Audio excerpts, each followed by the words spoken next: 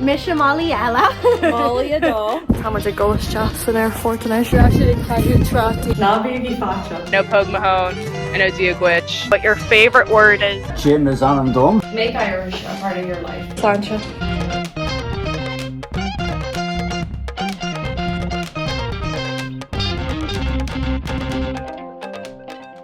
Tabriana and Shaw, Arasharish, August Hamage, sa Cafe is Feirste, bestsellers.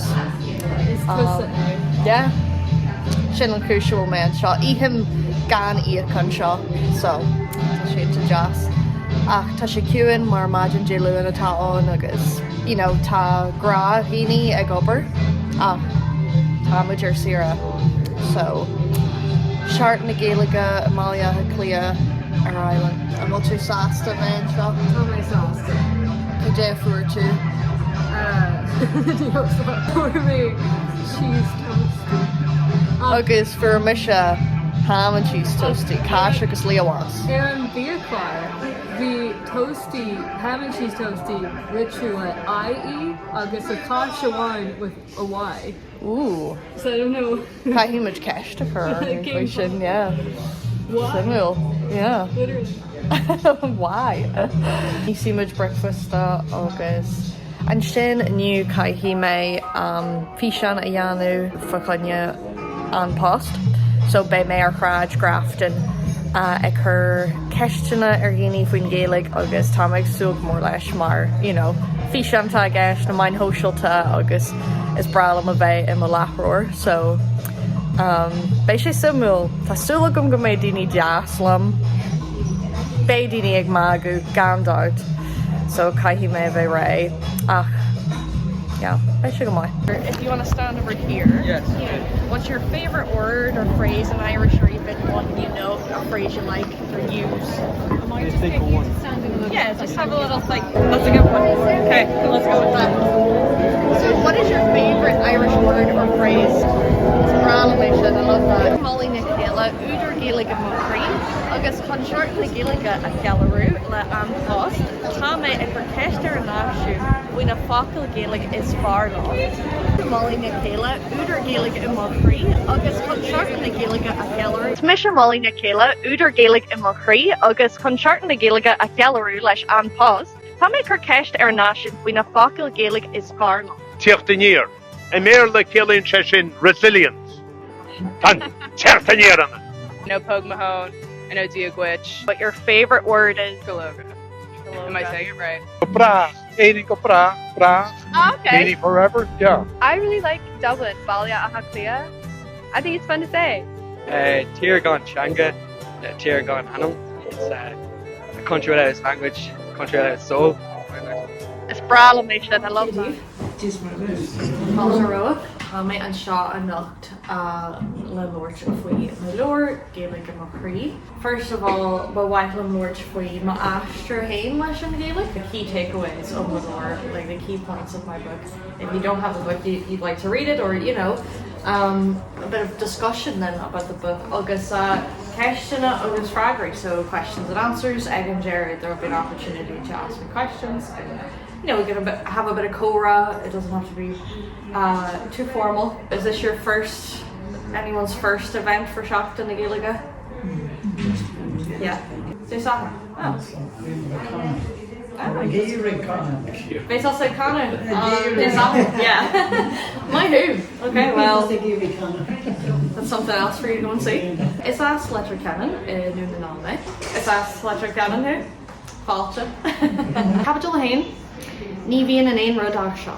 So the first chapter is called Ní bhíonn in aon rud ach seo. All the chapters, the titles are Seanachal. And of course the chapter then relates to that Seanachal. It means there isn't in anything but a period. Tá an capital seo faoi na maithúchaid. Emotions. Your hosí me ag múniú when I started teaching, I appreciated the language even more. I was explaining to other people, so I got to further understand it myself. I was explaining to people how emotions are on us. If I said ta in the arm, there is worry on me, there is anxiety. Saying it in Irish feels better to me because the arm, it reminds me that it's it's temporary. You know, whereas I'm anxious, it's like more defining. Capital Adá, ag dinne hain as far as Caisleáin and Bhróg air. So chapter 2 is a person best knows where the shoe lies on him. So I chose this one to talk about the prepositions. Mar gomininic nuair a bhíonn daoine ag fólam na Gaeilge, bhain siad flashcard mór is dotha go bhaca sibé. You've probably seen it, you might have it. Tá dachanna éagsúil there's different colours, but it's all the prepositions, urim, he, and so on, egg, ugam, ugad, and it's very overwhelming. It is useful to have them all in one place, you can refer back to it, but we're missing something when we learn like that, because we're not questioning, well, why do I have to phrase it like this? Why do I have to learn these prepositional pronouns? We're focused on, oh, I used the wrong one, I get aku and arhu mixed up. A lot of times in Irish, instead of having a verb, we use a preposition. So, well, emotions and illnesses, they are honest rather than us being them. If we have something that's at us, tashe ogi, it is at us. If we own something, it's with us. It's linya, it stays, it's with us, you know, for the long haul. If we miss, want, need something, it's from us. I said earlier, wahi me like I felt from me, the Irish. So we feel the distance from us. So, you know, I would be a visual learner, and I can just kind of like, you know, that's when that came together for me, when that clicked, it was very interesting. It's almost kind of how you look at the world, like how what's around you. How the world's interacting with you and how you interact with the world. So that's actually cool. Not well? Pretty cool. Yeah. Capital Cuaig, Dara's fast of fee free. This one's very short. Door, wisdom, ask. The door to wisdom is to ask questions. So capital Shaw, Ta Nahana Ugam, I have phrases. Ones that are gallanta, you know, just beautiful. Grammar, funny, August ones that just I will kill law, that just they make sense. Sample of wine. They'll share our wahrin na smuinche. To go back on the little road of thoughts. Anyone know how would we what does that in English? How would we phrase that? Reminisce. Reminisce. To reminisce, you can say who mid share our wahrin na smuinche. We reminisced. We went back on the little road of thoughts. So hitch and tone us. That's that. It backfired. It went to whatever. Huh? Backside fire. Yeah. It's not all about the beauty and the poetry. It's a bit of crack, pasta. Dóla me seo cúpla bliain ó shin. I learned this just a few years ago, that this structure saying I'm after calling her, I'm just after calling her. It's what Gaeltacht. It's an Irish thing. They don't use that structure. People told me that they would think if I said I'm after having dinner, that I might mean I want to have dinner, instead of I just ate my dinner. So she said, well, just after telling you. Yeah. Capital Shay, an actual decree is on a horse the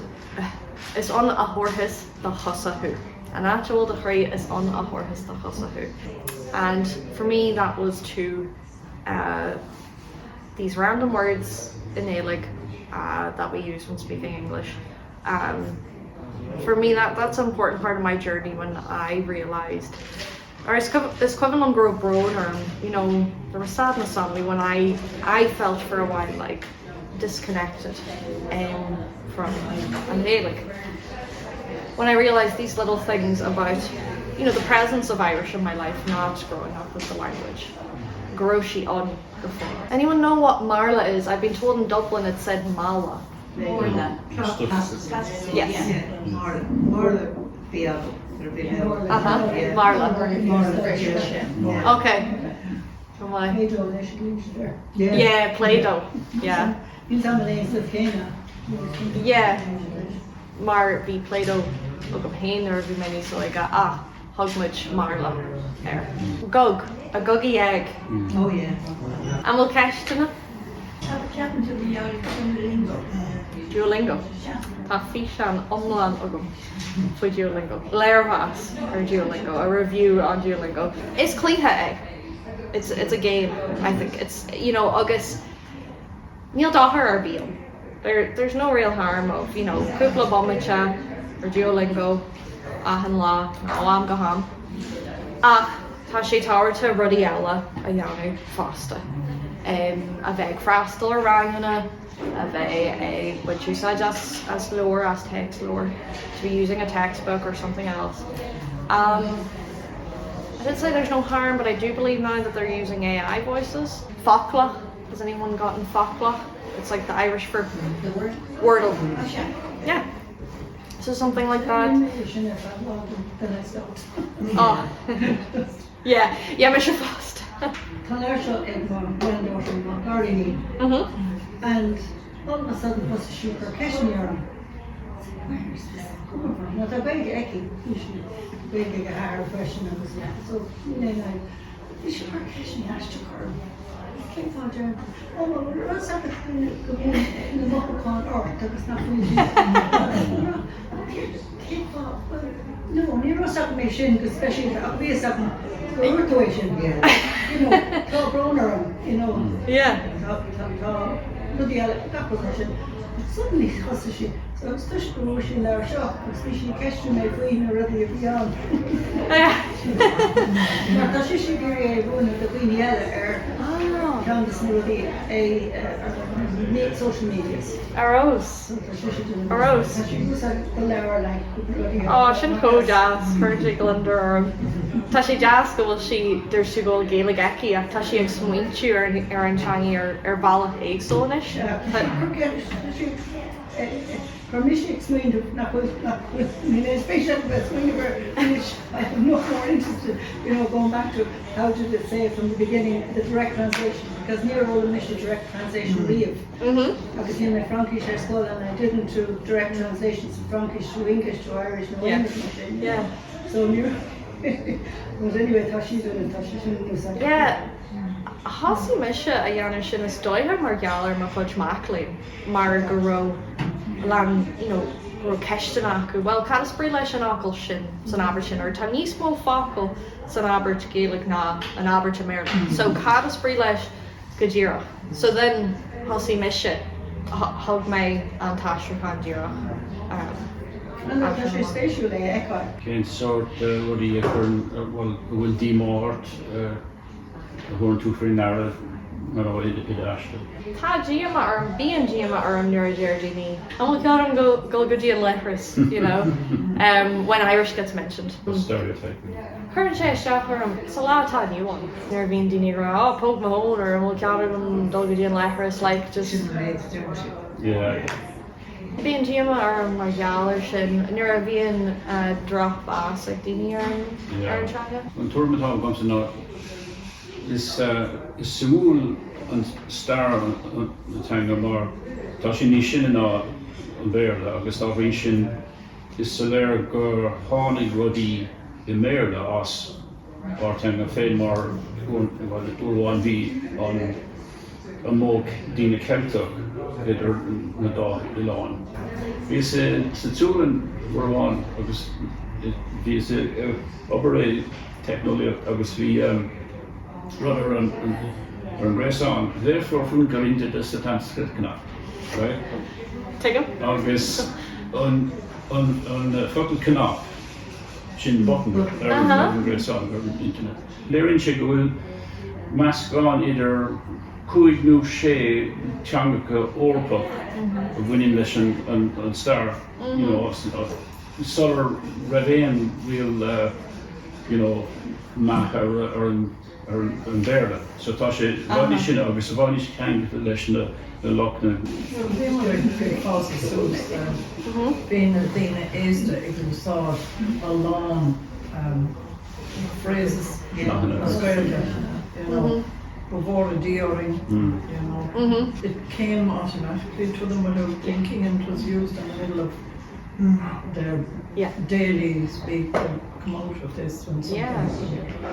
Yeah, well that's like, you know, bilingualism, like having thinking when something, you know, occurs to you in one language? Trace my generation back to the 1700s, and the men were speaking either, well, some of them couldn't read or write. Right, yeah. And if some were speaking in English only, but the women were writing in English and Irish and speaking English and Irish. Yeah. Gur míle maith agam.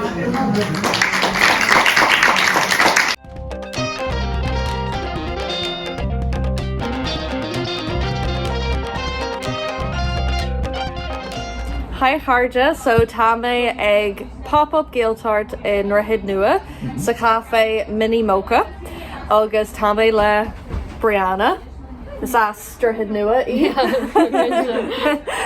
agus Isaac, is as nGall, ne? Agus cén fábhil tú ag fólam na Gaeilge? Maar tá mé mar cháí ne rin ach caihí mé fálam gailge. Jim is anam dom, is astra hid nua dom anish. Tá a rugad mé ó bhaile cléaga agus tá a ban céile ó Fort Lariga. Tá míad ina gcónaí I dtread nua le fiche dó bliain. Cén leabhar a lé tú nuair a thosaigh tú ag fólam na Gaeilge a rís? Cúig mé go Whitewater agus hastig úr an leabhar Gaeilge. Agus chunig mé Gaeilge imacrí le Molly. Agus cheannig mé an leabhar, agus tá mé ag léamh an leabhar, agus tá mé ag scríomh nótaí. So tá sé ag fólam Gaeilge a rís mar gheall ormsa. Yes. Yeah, gur maith go Jim. Cé atá an seo, cara sá Jim ditse? Misha Molly Ella. Molly adó. Molly adó.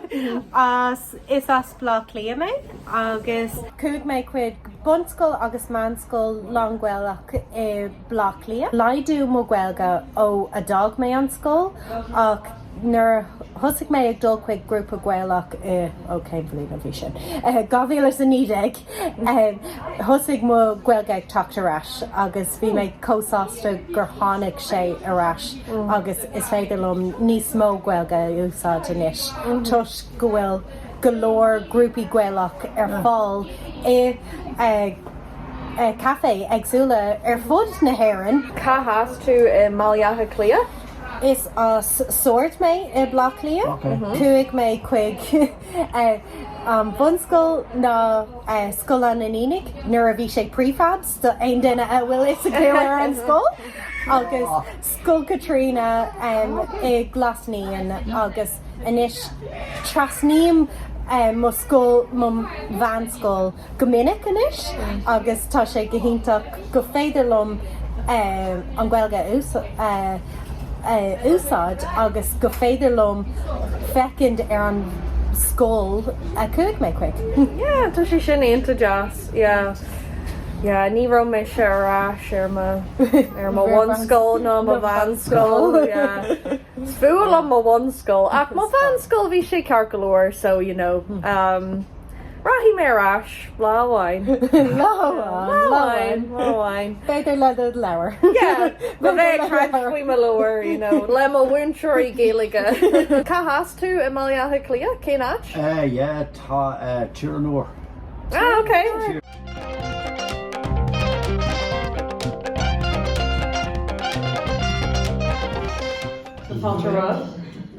So is me se máling chéile Hannig mé cúpla leor Tá leor ag coupla duine nachhfuil some of you have my books. Tá fáilte roimh you're all welcome. I've been asked to come to Rann a Feirste iniu le bheith ag dúirt faoi ma astra hain leis an Gaeilge. My own journey was Irish and my leor, my book. You know, they're all fitcha intertwined. A word sounds better, feels better, or it sums up better what I'm trying to say. Any of you encountered that? Not be facha. Don't be shy. To mission podcast or us or you know, I'm here early in the morning, sun for you, so Ná bíogaí fáte. Gia and God. God is to me is really like the authoritarian, like God, very like. Yeah. And Gia is like open and expansive. It is, yeah. And will focail or be a úsáid and sibse is the chat? Is there any word that you use in the house? Bruchy. Bruchy. Rather than focail. Yeah. What's Birchie? Bruchy. Bruchy. Focail tower. Like Madhu. Madhu. Yeah. When you learned that. Yeah, you know. Because Madhu was in school. Yeah. That's right. Our skull dole my madra. Slang holiday. Sleep safely until the morning. Sleep, come through the night without any harm. Can you say Slang Caisleáin? Caisleáin, yeah. Caisleáin. I can say that, but I didn't know if it was true. Yeah, no, it's Caisleáin, yeah, Caisleáin, yeah. Yeah, just another way to say it. Yeah. An uncle of mine used to say it like it was Caisleáin, but he used to go Caisleáin, which is a swimming suit. Caisleáin, the Caisleáin. Caisleáin, yeah. Actually, Simone, where it's minic of being dealing with Ihawaii or Caisleáin, that was another one when I asked online on my Instagram what words you use in there. Like, often, it's like a Jared Lay, Jared Nahiha. Like Sweeney Midge or our Jarna Goofish, we think of our native language, which I think is just really special. See me January, learning the game, Remy, Gaeilge the skull, probably when we just started again. Also me canch, I say a few words into a sentence and then I sort of panic a bit and I stop and I go, am I making that up? And then I go, because I'm always going to E. Oh, how do you say this? But I was maybe going to say it, but I sort of think I'm making it up, but it's coming from somewhere. Yeah, because you're like, well, I have a way to say this, but that can be right. I don't know that, and then he confirms it. So yeah, you're building your confidence probably more than anything. When we're kind of comfortable and willing, it's easier for us to remember what we did learn. Growing up in England, not having a word, never, apart from what I heard my dad talk, because he was from here. Yeah. But when I went to classes in London, a lot of Irish people in the class would all go, oh, I'm no Irish, no Irish at all. Then the class would start, and I stopped going to the classes because they were all babbling away in Irish. This isn't the beginner's class. I've talked to people who are like, oh, Níl cúpla focail agam, and then they start talking, and I'm like, that's more than cúpla focail. Maybe you're not going and winning, confidence is a huge part of it. Should be, I'll give. Any questions? We know we rather be. Well, what for cautious like that. It's when people do Schwein. Girl, I guess. Want to tell us about that? Oh yeah. One lifestyle book of the year. Could have mentioned that. Yeah. Amina Sauna in November. Ann Post Irish Book Awards. We share us. Mayor Rish with my Cill Toras and Annagaire. I really enjoyed the occasion. Landini Simula on Screef Nori on. A lot of interesting people and writers. Want to my channel, we're a boss, thank you.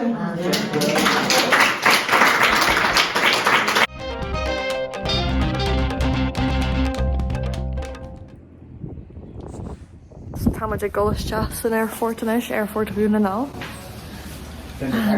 Ní bheith meidir Eitleán. Tá Brianna Sasta nach mé meidir an Eitleán. Yeah, no, ní mai ha a bhéir Eitleán í an a bheag. Well, ní mai le a bhéir Eitleán ar bí. Thar ha mata siad an a bheag agus tá sam go meic siad an seo. Sin cean bhhain, níl sé cóbog. Níl sé cóbog. Sinna fao de cin, like gas íochan. Private jet.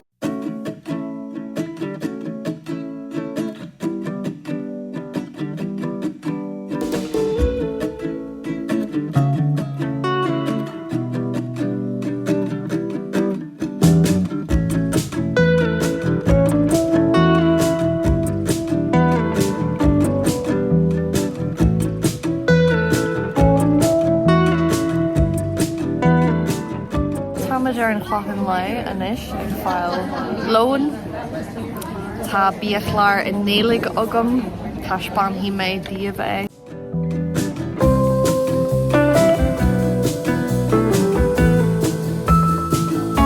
Tá mé díobh in é Lord le daltaí scoile. bhí sé cruí. Bhfuil mai soltas. Agus, seo seartan na Gaeilge agus snag brach.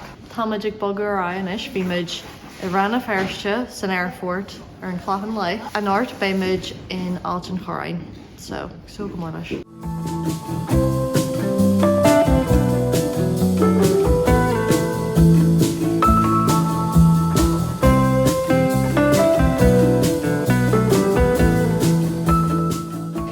Sláinte.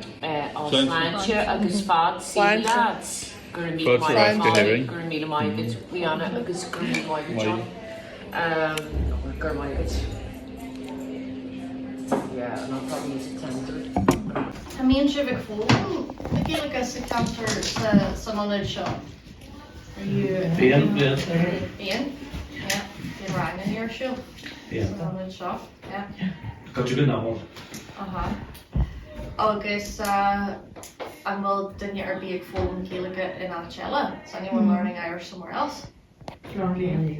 Roger Rann a first in Iceland. Yeah. That's Lincoln. Congratulations. Does anyone have a big flashcard of the prepositions? Yeah. And all the combinations? Lovely to have it all in one place. Usaja. Overwhelming, isn't it? Yeah. And we're kind of so focused on trying to get it right rather than actually thinking, oh, it's actually really nice how, if I miss something or I want something, it's from me. If you think of how you express that, it's like you look into jazz, isn't it?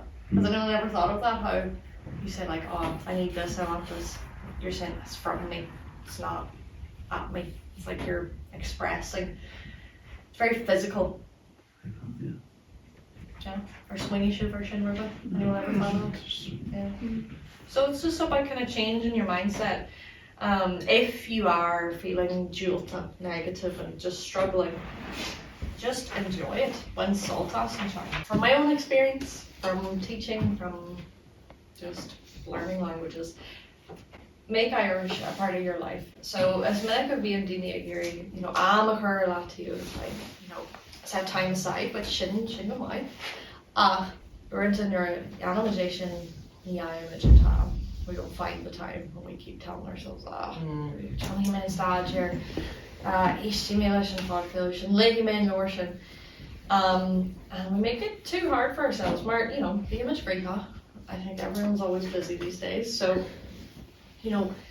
try to incorporate it. So, éistigi le crackpot, what's a crackpot? Sakar, non-European, shivan weik or out walking if you want to listen to something. No, Agnina Sati, washing the dishes. Any dead time that you have where your ears could be doing something. Take live a bag, start a pod crealty, crackpot, na seanslathe. Radio na Gaeltacht to Feirste, radio na Lifa, radio rira, BRB. Big Lord Castletymon and Gaelic is minic of being here. You had long clarity in your B. I can't practice with anyone. I've known to practice with yourself. I don't know about you, but be a McLaur Swum Hain, I'm always chatting away to myself. And it's minic of being McLaur Swum Hain in Gaelic. Why not try to change it to Irish? Can I think about that? Can I be mad about that in Irish? And then you won't be so mad. You won't be like, oh, so mad. Tá birch, Croga, and tá Mishnah, egg, birch, that egg emerge, os corn ranga. So, in Rinta Gaeilge, now give me in piece of paper, agus Cara Ackle, and Cara Rud, air, and piece of paper. Agus, tá Achanion, tá Féilte on, tá Dini Calula on, agus Caihi Duine Wine, Cursiasi on it or her. So one person has to describe them, or explain them without saying what they are. Agus Caihi and Duine Ella pose, so the other person has to guess. Féile ton binahani iglesias Ihe hauna. Féile aris Cill Changi na Hiran. Seach na Gaeilge. Dai a féin duine ó Castletymon ní Like Scatla, mother. Sa tír seo. Mo Tastil. Ag Rohiacht? No, tá Couture acu an Cholacht. Cholacht, Public. Bossaran, Local Link? Bossaran. Okay, my shift. Like Karen had a good five. Ein tiomáint.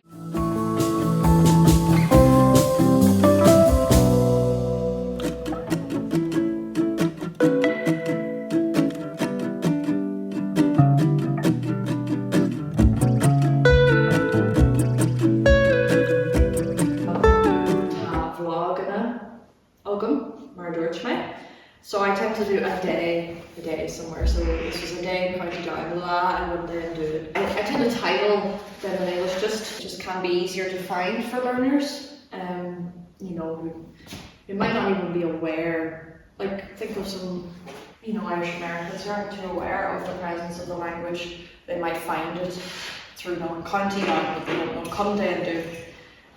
But then, being my glorch in Gaeilge, I try to speak mainly Irish in my videos. Being Leabharlann, I write English subtitles and I do write Irish subtitles as well.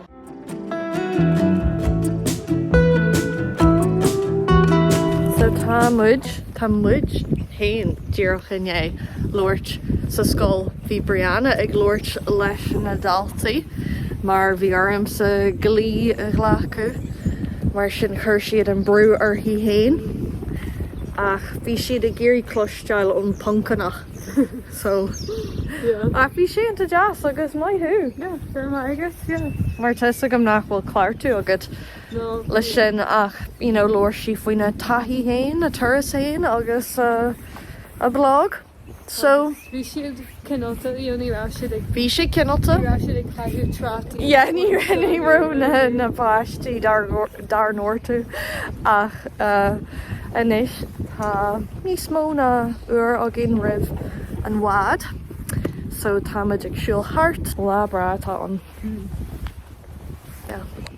Ina tá foscailíon leis le bliana is fí Ireland an ómas dá cheanháin a chaide chuid a bhód a híal mar winter Gaeilge in ard scoil Clondaid an Gaeltacht. Is mór an honour dú winter eile a chorras war góir a nacht málaí na chéile spéirmhaí is scannanar í málaí YouTube agus Instagram Chunkara a bhfuil 8,000 lochleanta aici. Níor tógadh le Gaeilge, ní haidh si ag Gaelscoil. Bhain si céim sa Commerceid agus ní é sin bhí si fastra, ban fastra a bhíonn si agus thug sin a drá na Gaeilge í. Cruthíonn si agus crahann si míranna bheitga de ábhar idethas líne faoin Gaeilge. Tá si deanú seo a bhí le san ní déagán.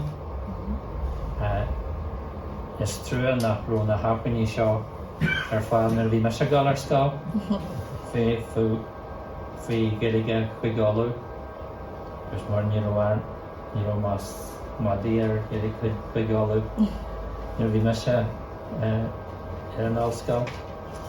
So tá príomh heachtarachtaí na míranna líne tá siad inis a fáil sa leor Gaeilge amachrí a tháinig amach an éirí. Éiste muid inis le málaí agus í chuir síos ar a thaistear leis a Gaeilge mar olmór agus mar hagascar. Deanagaí bhfuair ngáú, saoigh siar agus éiste go líon le málaí inis.